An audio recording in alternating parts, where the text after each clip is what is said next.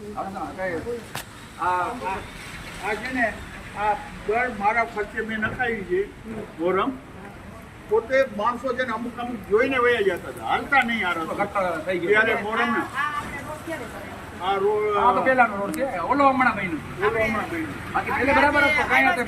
શહેરમાં જાણે કે વોર્ડ નંબર 3 માં તો આ જોઈ લ્યો કે આ સસ્તા અનાજની દુકાન છે. આ ગરીબ માણસો અહીંયા આવતા હોય છે અને અહીંયા ઊભા હોય, લાઈનો લાગી હોય ત્યારે નાના નાના બચ્ચા લઈને અહીંયા બહેનો બધી ઊભે છે.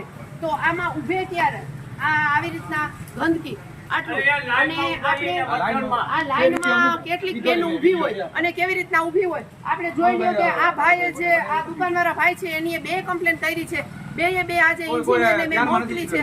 બસ આને જવાબ ઈ જ આવે છે કે 4 દિવસ પછી અમને 4 દિવસ દિયો, અમને 4 દિવસ દિયો. પણ આને ભાઈએ કમ્પ્લેન કરી 4 દિવસ નહીં પણ 2 મહિના થયા, પણ આ કમ્પ્લેનનો કોઈ નિવારણ આવ્યો નથી. તો જરાક બધાય આ તંત્રમાં બેઠેલા ખુરશીઓ ઉપર જોવે ને ગરીબ માણસની પરિસ્થિતિ જોવે. જય હિન્દ.